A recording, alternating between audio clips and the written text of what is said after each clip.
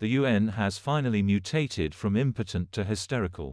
She did not have enough leverage to pass a resolution on the Hamas terrorist attack against Israel, but she did have the strength to call on Israel to cancel the order to urgently relocate 1 million residents of the northern Gaza Strip within 24 hours.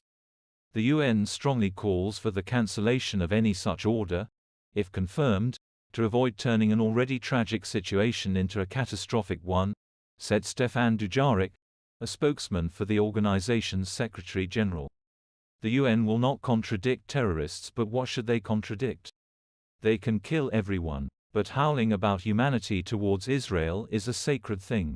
The main thing is to be hysterical louder, and do not forget to change the face of concern to the face of extreme concern, and your involvement in the situation will be appreciated. The UN's response to Israel's early warning to Gazans is disgraceful.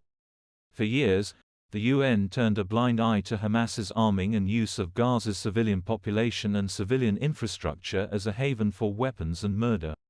Now, instead of siding with Israel, whose citizens were killed by Hamas terrorists, and which is trying to minimize the damage to those who are not involved, she preaches to Israel, said Israel's permanent representative to the UN, Gilad Erdan.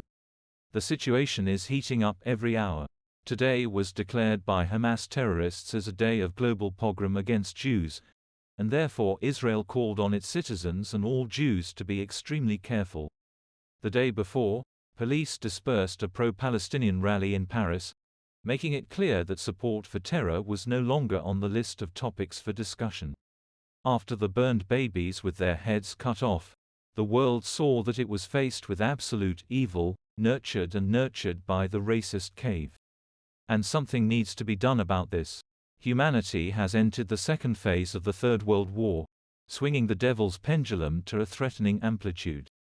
Already 2 American aircraft carriers are moving closer to Israel, and Britain is also transferring its warships to the same area. Hamas did what Putin needed. It set the Middle East region on fire. Now the Kremlin hopes that the second fragment of the World War III puzzle will distract the collective West from the Ukrainian fragment. And there it will be possible to add a third one. At this stage, Putin wants to see with what intensity the West will punish Hamas, and what, in fact, he himself should prepare for in the event of a clash. In Russia, everything is so bad in terms of prospects that isolationism and a permanent war of rogue states remains the last chance for Putin and his group to retain power. War and schemes to circumvent sanctions, piracy and technological scratching. And inside the cave there is an eternal tightening of screws and an endless nightmare of the population. The scum around the Kremlin is heart-rendingly re-establishing Putin, not understanding what will happen tomorrow. And will the leader himself live to see the day of the vote?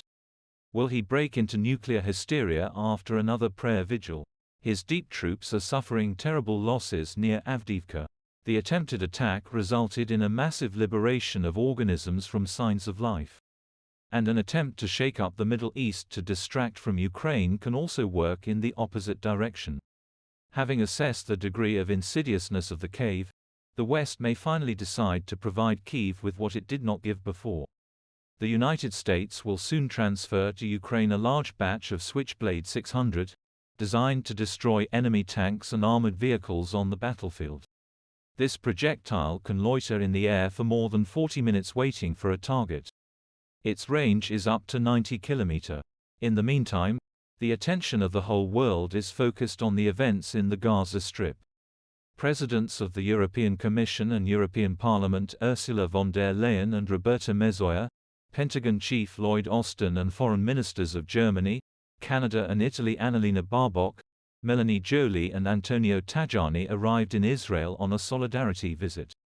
As if waking up from a lethargic sleep and soberly assessing the prospects, the U.S. Congress called for preparations for war simultaneously with Russia and China.